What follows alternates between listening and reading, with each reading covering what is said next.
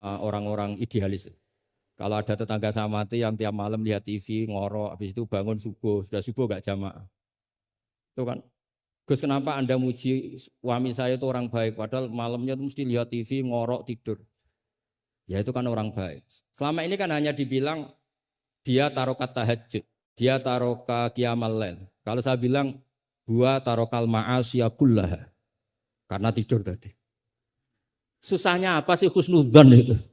Memang gara-gara gaya dia begitu kan tarokat tahajud, wa taroka qiyamal lail. Tapi juga harus kamu ingat, wa taroka dugem, wa taroka kada wa kada. Karena yang dikatakan taat itu tarkul manhiyat.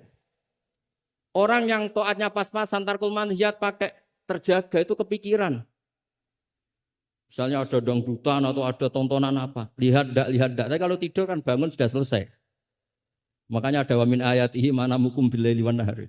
Kata Imam Ghazali, hatta inna khaira ibadatim an-naum. Suatu saat zaman akhir ibadah terbaik itu tidur. Karena kalau bangun ngayal, ketemu orang hasut, ribet. Tapi kalau tidur kan enggak. Lu tidur tuh hebat. Kenapa tidur itu menjadi keramat? Ru'yal anbiya wahyun. Kalau tidak nabi, ru'yal mu'min itu juz'un min sittatin wa arba'ina juz'an minan nubuwah. Itu ada ulama nganalisis gini, kenapa tidur itu objektif? Orang tuh kalau terjaga itu otaknya kan pakai versi, Allah tuh diajari. Bayangkan jadi kiai besar terus semua orang hormat. Bayangkan kiai besar semua orang tunduk, istrinya banyak, taat semua, rukun semua kan ngayal-ngayal. Terus presiden semua, nah pokoknya ngayal-ngayal. Allah itu diatur kayak dunia miliknya. Surga juga diatur, dia masuk surga yang ini kayak tadi kata milik banyak. Tapi kalau orang tidur itu kan nol. Dia tidak punya ikhtiar sama sekali. Nah barokahnya tidak punya ikhtiar sama sekali ini, kalau Allah mau ngasih ilham atau busyra, itu orisinil. Makanya saya ini jarang wiridan habis sholat, tapi kalau sama tidur tuh wiridan saya banyak. Ini bukan pamer, bukan. Saya sampai apal doa-doa mau tidur. Allahumma rabbas samawati sab'i wa rabbal arsyil azim rabbuna wa rabbul kulli syai'in khaliqal habbi wa nazzala tawratul injil. Wah panjang. Allahumma amantu bika wa da'tu jamila amal jawab. Gara-gara baca ilmu tadi. Orang habis sholat wiridan, habis itu jalan-jalan. Ketemu orang cantik terus nyesel. Di rumah enggak kayak itu. Apa pokoknya masih banyak masalah. Tapi kalau orang mau tidur, wah ini kalau keterusan bangun-bangun ketemu mungkar nakir. Kalau takut mati, tahu-tahu dibaca orang, kita tidak bisa ikhtiar. Apapun itu riskannya Masya Allah namanya tidur. Tapi kita berani karena tawakal sama Allah. Nah itu kalau kamu bisa mengenalkan itu tidur kamu dengan kualitas juz'un min sittatin wa arba'ina juz'an minan. Saya itu pernah tidur, ini cerita ke sampean. Tidak sering tapi pernah. Belajar kitab, sak nomornya itu tak lihat. Itu persis. Dia hanya ingin meraktekkan itu. Ya karena tadi. Kalau betul ru'yal mu'min itu juz'un min sittatin wa arba'ina juz'an minan. Makanya ada anni arafil manami anni atbahu. Makanya ketika Said Muhammad cerita, kalau ada kritikus tentang kitab Madaih, karena kadang pakai cerita ru'yal kafir, itu kata Said Muhammad, di era sebelum Rasulullah SAW, itu semua ru'ya itu orisinil. Ketika Fir'aun mimpi bahwa ada an-naron akhraqat baitahu, terus ditakwil anna waladan min awladi bani Israel ahlaka mulkahu. Akhirnya nyata apa enggak? Nyata kan? Padahal itu ru'yal kafir. Fir'aun mimpi ada nar sing akhraqat baitahu, terus ditakwil ada waladan min bani Israel ahlaka nopo mulkahu. Nyata, padahal itu ru'yal kafir. Zaman Azizu Misro, mimpi ini aros apa bakaratin siman. Itu juga nyata padahal ru'yal kafir. Sehingga di Dalailun Nubuwah Imam Bukhari sendiri memasukkan komentarnya Heraklius. Di kitab-kitab Madaih juga memasukkan komentarnya Nasturo, Bukhairo memasukkan. Nah, lagi-lagi ini pentingnya ngaji. Tapi kalau Anda tidak ngaji, wah ini omongannya orang kafir, Mas layu tamadu qaulu gini-gini. Lagi-lagi ini barokahnya ngaji. Jadi barokahnya ngaji kita tahu mana duduk perkaranya, mana yang harus musaddaq, mana yang harus mukadzab. Jika kita ngaji disebut al-jarh wa ta'dil. Nah, saya mohon semohon-mohonnya lah bahwa Quran ini kita bawa dengan semua perangkat ilmu. Terakhir saya cerita ilmu balaghah. Ilmu balaghah juga penting. Misalnya secara lahir orang kafir itu misalnya tidak sumun, tidak bukmun. Tapi barokahnya la yasmaul haqqa disebut bukmun misalnya. La yatakallamu bil haqq, la yasmaul. Akan itu kan ada sumum, bukmun, umyun. Sumun berarti apa? La yasmaul haqq. Bukmun la yatakallamu bil haqq. Umyun berarti la yubsirul haqq. Sehingga nanti kalau ada ayat wa ja'ala minhumul qiradata wal khanazira abadat taghut. Andaikan tidak ada fakta, ada kaum tertentu yang dijadikan khonazir, kita masih bisa pakai tasbih. Tasbih balik adalah yang ada tuh tasbih dibuang. Kalau orang dermawan level 6 mungkin orang bilang masih zaitun kal bahr. Tapi kalau levelnya 9, 10 orang akan bilang zaitun bahrun. Kalau ganteng masih pas-pasan zaitun kal badri. Tapi kalau sudah kayak Rasulullah anta samsun anta badr.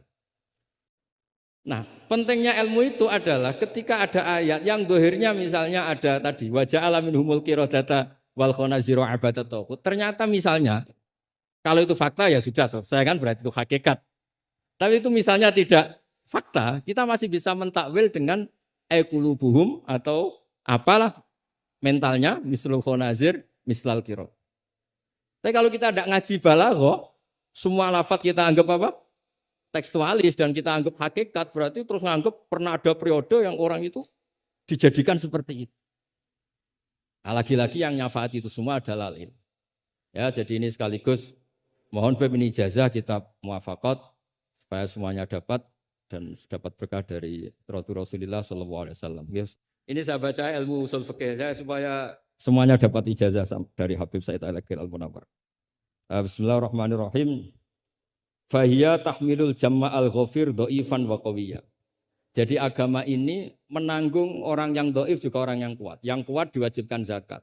Yang do'if sebagai mustahik zakat. Artinya apa? Agama ini semuanya diuntungkan. Terus muti'an wa asiyah. Terus wataku tuhum bi khazaimihim min qadan wa abiyya. Wa tusawwi bainahum bi hukmil adli syarifan wa daniyah. Wa tubawi uhamilaha fid dunya wal akhirati makanan aliyah. Wa tudrajun nubuwatu baina jambaihi wa illam yakun nabiyya. Watul bisu al muttasifa biha malbasan saniyah hatta yakuna lillahi waliya. Ini kata beliau, orang yang ilmunya cukup itu kata beliau dijamin hatta yakuna lillahi wali. Karena tidak ada orang yang syafaqah sama umatnya Rasulullah SAW kayak orang alim. Saya tuh sering dikomplain. Kata Imam Abu Hasan Asyadili fi mukasyafatihi, beliau ketemu Nabi Muhammad SAW, satu ketemu Nabi Nuh. Kata Nabi Muhammad, gojolek Nabi Nuh, andaikan kamu tahu, anna fi aslabil kuffar, man saya abuduwaha la yusriku bihi syai'an.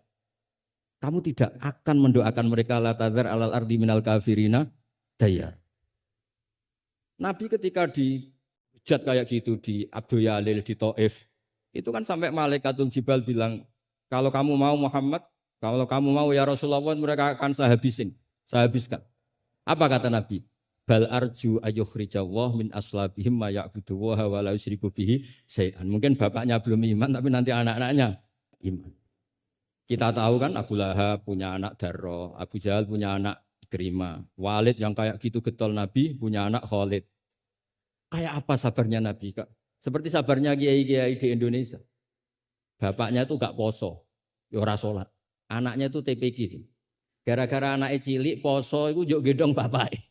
Sesuai bapaknya izin melok poso. Saking harunya melihat anaknya puas.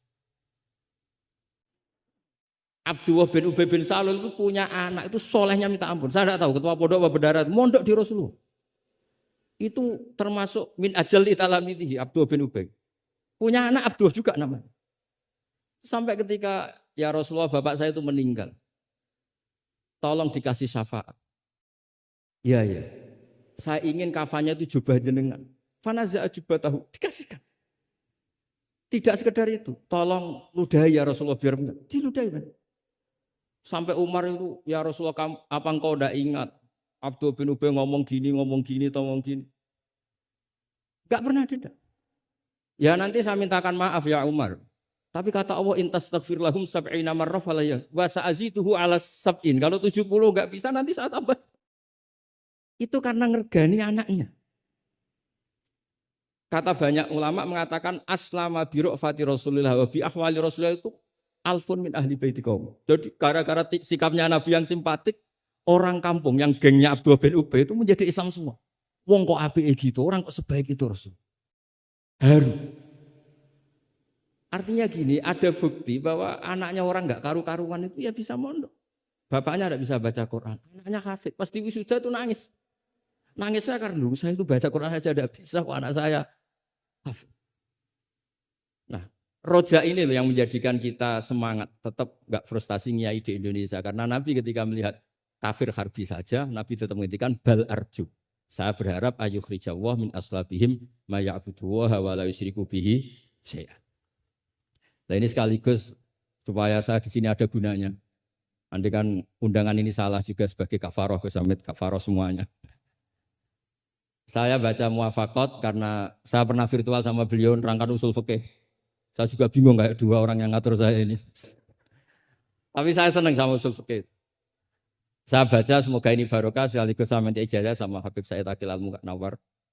Di antara cara ulama mensifati Rasulullah SAW itu di antara cara madh Rasulullah itu begini. Ba'asahu terusnya terus bimillatin hanifiyatin. Terus beliau ngendikan tahdil kafah fahiman wa ghubiyah. Jadi agama ini tahdil kafah fahiman wa ghubiyah. Wa tarfuku bijami'il mukallafin muti'an wa asiyah.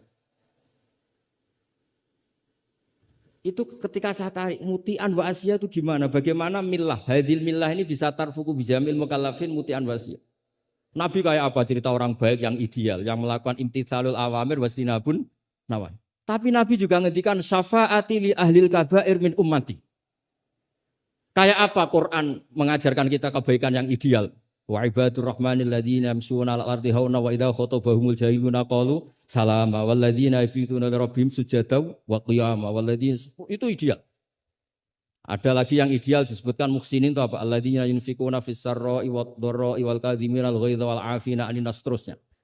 Tapi Allah juga ngendikan qul ya ibadiyalladzina asrafu 'ala anfusihim la taqnatu mir rahmatin. Mereka yang asrofu Allah masih manggilnya ya ibadihi hamba-hambaku. Kamu kesini. Anibu ila rabbikum aslimulah. Kayak apa? Hadhil millah tarfuku bijamil mukallafin muti'an wasi. Sehingga Nabi ngertikan. Mangqala ilaha dakhalal jannah wa insana insana qala wa insana insan. Itu kebetulan yang tanya itu Abu Dzar. Abu Dzar itu orang yang fikihnya itu ekstrim. Malah yang didhawuhi Nabi wa insana insana sampai tanya lagi. Ya Rasulullah tenane. Kebetulan Nabi pasti itu bangun tidur. Iya, darab wa inzana sampai 3 kali. Saking Nabi itu karena beliau bantah terus sampai Nabi ngendikan ala rohmi anfi Abi Dzar. Oh dasar, terang ora paham-paham. Abu Dzar terus bilang wa in rohima anfu Abi Dzar. Meskipun begitu saya puas karena sudah mengkonfirmasi sampai 3 kali. Sehingga dalam kenangannya Ka'bul Akhbar, dalam kitab Khilyatul Auliya ketika cerita manaqibu Ka'bil Akhbar. Ka'bil Akhbar ini orang ahli kitab yang maunya Islam itu terlambat. Karena nunggu data itu kurang 1 menurut dia. Di kitabnya dia itu kan masyhur itu Al-Haditsus Tsani an Yasar bin Atha an Ka'bil Akhbar qala alamani abi Taurata illa sifran wahidan kana yahtimuhu wa yudkhiluhu sunduk. Falamma mata abi fatahtuhu fa idzan fihi nabiyyun yakhruju akhir zaman. Maulidu bi Makkah wa hijratu bil Madinah wa sultanuhu bisyam. Ka'bil Akhbar itu tahu Rasulullah itu maulid Makkah ini sudah benar. Wa hijratu bil Madinah sudah benar, tapi beliau tidak menangi ada Sultanul Islam Fisyam. Sehingga cara beliau data ini kurang 1. Ketika Futuhat, Umar menaklukkan Syam. Dan Islam di Syam menjadi sultanah, menjadi sultan. Wa sultanuhu Fisyam. Singkat cerita dia akhirnya masuk Islam dengan data yang seketat itu. Akhirnya dia jadi penasihatnya Umar bin Khattab, masyhur. Ketika di antara yang diceritakan beliau adalah yalumunani ahbaru Bani Israel. Saya ini ketika ketemu orang-orang ulamanya Bani Israel sering dicibir, disalahkan. Annani dakhaltu fi ummatin farraqahum awalan summa jama'ahum. Nah, ini Saya ini dikritik, disalah-salah ini sama ulama Bani Israel. Karena saya ini masuk satu komunitas yang gaya pertamanya kayak ada kelompok-kelompok, ada faksi-faksi. Tapi semua jamaah pada akhirnya jadi satu.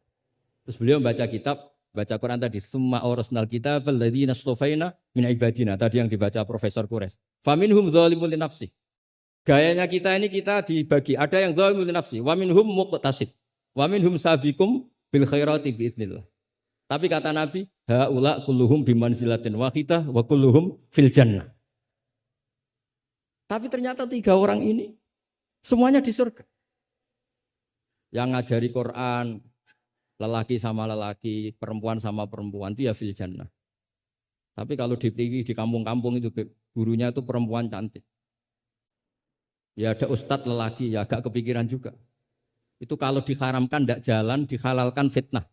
Tapi barokahnya agak-agak semu-semu ini yang bisa baca Quran di situ banyak. Ikutnya partai wa akharuna atarafu bidzunubihim khalatu amalan sholihah wa akhara sayyi'ah. Jadi, ini cerita saja, nanti bisa ditas sama beliau. Intinya kalau kita ngaji itu tadi, kita kata Sayyid Muhammad yang paling masyhur, li'annal insan kullamata sa'afikruh qalla inkaruhu 'alan nas. Jadi, al-insan idza tasa'afikruh qalla inkaruhu 'alan nas. Jadi tadi misalnya ada kiai besar diundang di kampung-kampung terbelakang nggak mau, jangan katakan sombong. Itu tidak membunuh pasaran kiai kampung. Yang datang puji tawaduk, yang nggak datang puji ngasih job. Kan enak kan? Semuanya benar. Semuanya apa? Loh, saya kalau bilang kemenak tidak datang karena ngasih jatah jenengan-jenengan ini. Kalau saya datang bisa majub ini. Ya ini sekaligus minta ijazah saya baca mukadimahnya. Nah ini banyak keluarga saya sama dari keluarga langsung. Begini ya masalah ulumul Quran. Saya dulu kalau diajarin bapak itu sering beliau cerita. Kamu cari sisi ekstrimnya.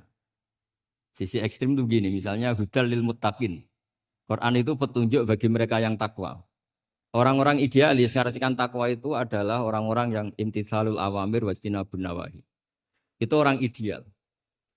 Tapi faktanya Sayyidina Umar itu masuk Islam itu dengar surat Toha khina kana huwa kafir. Ketika beliau masih kafir. Beberapa sahabat dulu masuk Islam itu ketika mendengar Quran statusnya masih kafir. Sehingga ada bukti bahwa orang tidak muttaqin juga bisa dapat hidayat Quran. Nah barokahnya kita baca banyak, Quran itu bukan sekedar hudal lil muttaqin tapi juga hudal linnas. Lalu dianalisis. Oh jangan-jangan lil muttaqin ini cara balaghah min babil iktifa. Lil muttaqin wa ghairihim. Buktinya ada ayat lain yang menyebutkan hudal linnas. Ini itu awal dari disiplin ilmu. Sehingga memang tidak bisa kita mengartikan Quran tanpa baca tafsir yang banyak. Kemungkinannya tadi tambah pintar atau tambah bingung tadi. Nah, soal kita tetap tidak bisa itu ya alhamdulillah memang manusia didesain wa kanal insanu dzaluman jahula. Jadi kalau kita bodoh itu sesuai rencana Tuhan memang itu. Jadi tidak usah disesali, biasa aja memang. Dari dulu juga sudah direncanakan kita ini berstatus wa kanal insanu dzaluman jahula. Itu secara balaghah itu dzaluman banget, dolime jahulan itu banget bodoh. Banget dolimnya itu begini, andaikan kita ini orang baik, itu juga enggak mesti baik. Tadi dawuh Pak Kures itu saya sering memberi analogi. Saya ini kata orang banyak, itu ketok. Kalau diundang di kampung, musola penceng itu kalau datang, kata orang-orang itu tawaduk. Tapi kata kiai setempat, itu mangan jatah kiai cilik Gus ini. Jadi yang satu bilang tawaduk Gus, darah yang satu bilang cek mentalan Gus, jatahku mbok jupuk gitu. Sehingga saya sering cerita ada cara manakiban. Biasanya kalau kiainya itu tuh Pak Said dapat ayam paling besar kalau kiainya. Kalau yang lainnya itu ya suwiran. Barokahnya saya tidak datang, yang dipakai itu kiai-kiai yang kira-kira mabadik fikih. Saya ini kan dianggap kiai kolyubi. Itu maturnunya sama saya itu maturun Gus jiran gak teko. Aduh aku untuk suwiran gitu. Karena sekali saya yang datang itu ya kira-kira bintangnya saya. Jadi kadang-kadang antara tawaduk dan ngambil jatah itu enggak jelas. Nah ini pentingnya ngaji ijtihad, makanya di sahabat kita muwafaqat. Ijtihad itu satu logika yang enggak konsisten. Sebab itu Rasulullah Shallallahu Alaihi Wasallam itu kalau ngendikan apa saja, itu ya juga dianalisis oleh sahabat. Misalnya begini, ya ummul qauma aqra'uhum li kitabillah. Tentu imam itu yang terbaik. Tapi di beberapa kejadian, akabirus sahabah itu pernah makmum sama Salim Maula Hudzaifah. Itu orang yang kelas nasabnya, marganya itu jauh di bawah Abu Bakar Umar. Tapi beliau makmum sama Salim Maula Hudzaifah. Bahkan beberapa riwayat yang Nabi ngendikan secara shorihan, itu sama sahabat masih dinego. Karena ada ranah istihad. Misalnya Nabi ngendikan, la tusalliyanna asra ila fi Bani Quraidah. Ternyata mendekati Bani Quraidah, kadati syamsu antahruba, matahari hampir terbenam. Sebagian sahabat berpikir, kita harus sholat di sini karena matahari mau terbenam. Sebagian yang lain enggak, Nabi bilang jangan asar kecuali di Bani Quraidah. Separuh sholat asar, separuh enggak. Falam yu'annif ahadan minhum. Nabi enggak menyalahkan salah satu karena ini masalah apa? Istihad. Jadi ini matur juga Gus Samit, saya tadi dari rumah bilang sama keluarga, saya datang tapi mau pamit. Ini saya sudah mau jadi resi, mau uzlah. Karena ya itu tadi, kalau saya ngisi terus itu apa tawadhu, apa nutup jatahnya orang lain itu juga gak jelas. Nanti hisabnya itu apa ya, gak jelas. Bapak itu sering ngajari gitu. Pak itu kiai sepuh jadi imam masjid istiqomah sekali sampai tua. Itu istiqomah apa mau digenti kan? Itu istiqomah atau enggak mau regenerasi. Jadi orang tuh biar mikir. Saya beri contoh sekian pentingnya istihad. Karena Rasulullah Shallallahu Alaihi Wasallam idan sorofa min sholatihi akbala aliyah nabi wajhi. Sehingga banyak orang, banyak imam kalau habis sholat itu langsung menghadap ke makmumin. Kalau di Indonesia menghadap ke timur. Tapi di beberapa tabwibnya Imam Bukhari atau Tarjamatul Bukhari, beliau menyebut itu lil mau'idhah. Buktinya setelah itu Nabi ngendikan ara'aitakum lailatakum hadhi. Kamu mimpi apa? Coba terangkan ke saya. Sehingga terus ada yang mempraktekkan boleh menghadap ke makmumin kalau li ta'lim atau lil mau'idhah.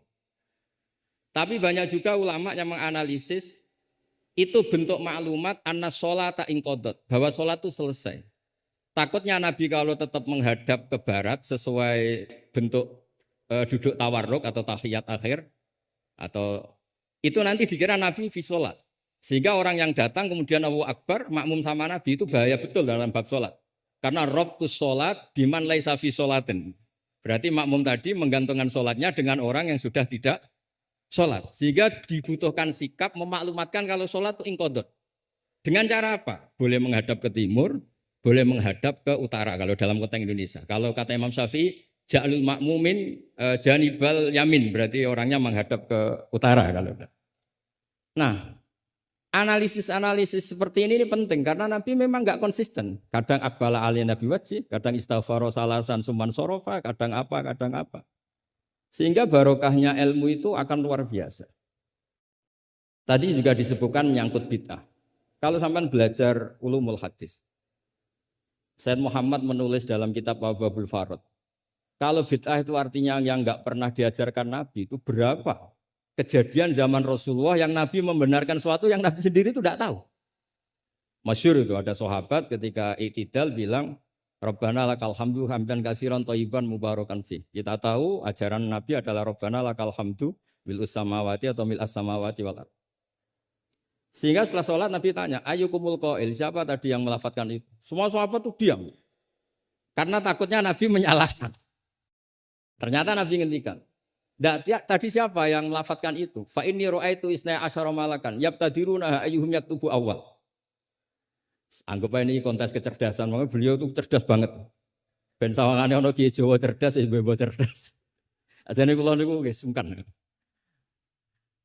Enggak, saya tadi melihat 12 malaikat, wa fi riwayatin salasina malakan, itu ada beberapa riwayat. Yang mereka itu berebut menulis siapa yang menulis pertama. Saking indahnya kalimat itu.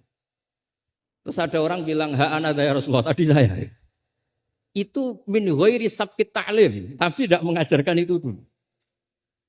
Terus Sayyid Muhammad melihat lagi peristiwa Bilal. Ya Bilal, kamu itu punya ngalaman apa sih sampai saya mendengar dafana alaika fil jannah. Saya melihat Qur'ana alaika fil jannah. Ketukan sandal kamu di surga. Bilal cerita, saya tidak pernah wudhu gini-gini kecuali saya sholat dengan wudhu itu. Dan banyak lagi amal-amal sahabat yang min ghairi sabqit ta'lim kemudian di-ACC oleh Nabi. Andai kan bid'ah itu yang belum diajarkan Nabi, tentu semua itu salah. Kowe sing marahi sapa? Ora tak warai kok kreasi dhewe. Fa antal musyarri'. Tidak, Nabi ternyata mengiyakan. Yang ketiga yaitu peristiwa kulhu. Ada imam di Masjid Kuba, kila fi syariatin Nabi arsala syariatan itu selalu kalau imam itu baca kulhu. Sampai makmumnya itu jenuh karena main kulhu terus. Singkat cerita si imam ini dilaporkan, ya Rasulullah, imam yang kau tugaskan ke kita ini main kulhu terus. Itu gimana ya Rasulullah? Tapi Nabi karena bijak panggil orang itu, dipanggil. Kenapa kamu sering baca kulhu? Li'anna suratal ikhlas sifatur rahman fa ana uhibbuha. Itu surat yang benar-benar hanya nerangkan Allah sehingga saya suka. Kalau surat lainnya itu kan surat proposal. Misalnya Anda bilang uji budak watadai terus dongo. Banyak sifatnya Allah yang kamu suka itu karena terkait Anda. Kalau ini enggak ada yang terkait kita, murni tentang Allah sehingga saya suka. Makanya disebut suratul ikhlas. Kalau Anda baca Ar-Rahman mesti terus hanya irhamna. Anda baca Ghafur terus ighfir lana. Jadi kepentingan Anda langsung diungkapkan. Apalagi yang Al-Mujib. Wah, langsung kemana-mana hajatnya disampaikan semua. Kamu yang punya utang, Allah yang kamu libatkan gitu. Ya kan? Kamu yang ingin wahyu, Allah kamu libatkan. Ya Allah. Masih disuruh enggak konangan itu kan. Enggak ikut Allah, enggak ikut utang, kamu libatkan suruh nyaur gitu kan. Tapi kalau surat Ikhlas enggak ada itu semua. Tidak ada mujib, tidak ada rahman, tidak ada, pokoknya tentang Allah saja. Maka saya suka. Sehingga disebut surat ikhlas, karena orang baca surat ikhlas itu pasti ikhlas, karena ada terkait tentang kita. Tapi apa kata Nabi? Barusan Jibril datang memberitahu, Allah itu suka kamu. Akhbirhu annallaha yuhib. Orang itu senangnya bukan main. Nah barokahnya ngaji seperti ini, kalau Anda melihat imam main kulhu saja, orang alim alama itu pasti baca hadis tadi. Tapi Imam Ahmad tuh gak suka ada orang sering baca kulhu. Ini cerita ijtihad. Gak suka. Beliau dikasih tahu ini kampung ini sering baca Yasin, kampung ini sering baca kulhu. Marah besar Imam Ahmad. Ayuh jarul Quran. Ayuh jaru ghairu suratil ikhlas. Ayuh jaru ghairu surati Yasin. Memangnya Quran hanya kulhu. Kamu ridho kalau Quran lainnya gak dibaca. Kamu ridho kalau surat lainnya gak populer, yang populer Yasin terus. Lam yakun se'unnal Quran mahjura. Enggak boleh Quran jadi mahjur. Harus dibaca semua. Ya tapi kan kaidah kita ada saja ulama yang mengatakan malaidroku kullu, laidroku kullu. Kalau tidak bisa semua ya kullu. Nah, ya istilah-istilah ini yang bikin kita ini ya seneng ya kadang mangkel gitu. Karena ya mangkelnya itu kok mereka yang ulama tidak kita itu. Ya kadang-kadang mangkel itu. Ya mangkel seneng gitu. Saya itu pengagum kitab usul karena mbah saya itu al-usul. Yang saya senang ya tadi logika yang dibangun. Tapi saya pastikan al-usuli ini di antara kaidah terakhirnya itu at-takmil idza ada lil asli bil ibtal lam yu'tabar. Jadi at-takmil idza ada lil asli bil ibtal lam yu'tabar. Sehingga kiai-kiai Jawa itu kalau misalnya negur orang sepuh itu. Saya sering diceritani kiai-kiai kampung itu ada orang sujud tuh gini, Beb. Setelah ditegur, Bah kalau gini lebih sah. Enggak membenari peci malah paginya enggak sholat lagi. Jadi makanya Kiai Jawa itu malas negur karena jadinya enggak dibenahin, jadinya enggak sholat. Jadi itu masuk kaidah at-takmil idza ada lil asli bil ibtal lam yu'tabar. Jadi kalau dipaksakan ideal itu malah al-aslunya hilang. Makanya kitab ini yang saya baca, kitabnya Imam Syatibi. Asy-Syatibi itu ada dua, ada Asy-Syatibi al-Usuli, ada Asy-Syatibi yang al-Muqri, yaitu yang ngarang Khirzul Amani itu ya. Nah itu ini nanti saya baca beberapa kaidah dalam ulumul Quran. Jadi ijtihad itu tidak bisa tidak benturan. Saya sering cerita di mana-mana. Dulu Imam Syafi'i itu pengagum kemiskinan karena kalau orang miskin itu tidak ada hisabnya. Oh senangnya bukan main dengan miskin. Selain faktanya miskin, senang tapi dengan orang miskin. Karena ada hisab. Setelah ngaji sama Imam Malik, beliau tanya, siapa orang yang selevel jenengan ya Malik? Ya dulu ada Imam Abu Hanifah, sekarang sudah wafat. Tapi ada muridnya. Namanya Muhammad bin Hasan Asy-Syaibani. Setelah beliau datang, Muhammad bin Hasan Asy-Syaibani itu kalau ngitung emas, itu di meja tamu. Ngitung uangnya di meja tamu. Uangnya. Imam Syafi'i itu ngelus dodo. Orang sealim ini kok kedonyan. Tapi kata Muhammad Hasan Asyibani, kalau kamu orang soleh gak boleh punya uang, gak boleh kaya, ini tak kasihkan sama lonte, sama koruptor, sama tukang dugem, tukang apa itu, tukang judi. Jangan kalau dipakai orang fasik nanti gak karu-karuan. Jenengan saja. Baru sadar, iya ya. Kalau yang orang soleh kere semua, yang fasik kaya, berarti ada syaukatul zalim ala soleh. Ada syaukatul zalim. Kayak apa bahayanya? Ada saltonatul fasik ala soleh. Semenjak itu Imam Syafi'i itu tuh sampai fatwa berlebihan. Orang Islam yang bisa kaya kok miskin haram. Kuat beli alpat kok beli keri tua haram. Terus berlebihan. Kalau Gus Ilmi kuat jabat kok enggak haram. Pokoknya terus ekstrim. Sampai al-Islam ya wala yulale. Terus kata kiai-kiai Jawa yang alhamdulillah banyak yang miskin juga. Komentarnya lucu. Wes ngerti Mbah, cuma ora kelar. Artinya punya selera kaya itu kita sudah punya, jangan haramkan. Semuanya tahu kok. Cuma enggak mampu, jadi udah salah no. Tapi barokahnya itu Imam Syafi'i menjadi tahu bahwa bukan sekedar ahyini miskinan wa amitni miskinan, tapi Nabi juga pernah ngendikan nikmal malu soleh lil mar'is soleh. Bahkan Imam Syarani ngendikan, kamu murid-murid saya harus jadi orang kaya. Kenapa Imam Syarani? Bukan kan kita disuruh zuhud. Nanti kamu kebingungan baca ayat ini. Terus beliau baca anfiku. Artinya kalau kamu miskin pas baca anfiku mimma razaqnakum kamu bingung. Karena kamu nasibnya yunfakun. Qurannya itu yunfikun, bukan yunfakun. Yunfikun itu memberi, bukan diberi. Jadi itu istihad. Maksudnya ini istihad. Jadi istihad itu sesuatu yang harus kita buka. Ya seperti inilah. Saya tidak tahu ini Gus Hamid ngundang saya ini apa ganjaran apa enggak. Kalau melihat senang orang alim, silaturahim ya ganjaran. Tapi kalau tanyakan santri saya yang sekarang mungkin baru sorogan sama saya ikhya apa. Ganggu saja bodoh kerapnya. Tidak tahu nanti yang didengar Allah itu komennya yang di sana. Dianggap sini pengganggu. Apa yang didengar Allah itu silaturahim dengan keluarga kerabat. Enggak tahu. Kulun muhtamilun. Kalau di mu'in wa fihi nadhurun itu. Supaya ya ini masalahnya masalah ijtihad. Enggak bisa.